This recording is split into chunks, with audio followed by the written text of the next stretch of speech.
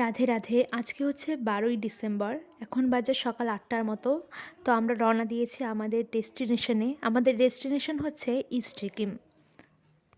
চারপাশের চা বাগানগুলো দেখতে এত সুন্দর লাগছিল যে আমি বলে বোঝাতে পারবো না।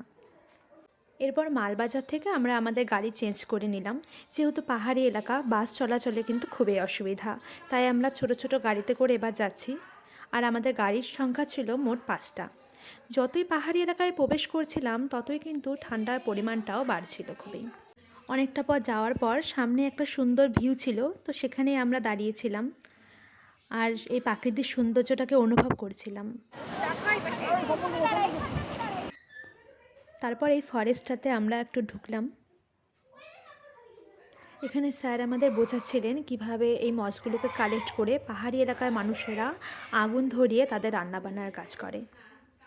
তারপর কিছুটা যাওয়ার পর আমরা পৌঁছে গেলাম ঋষভে। এটাই হচ্ছে আমাদের হোটেল। আজকের রাতটা আমরা এখানেই থাকবো।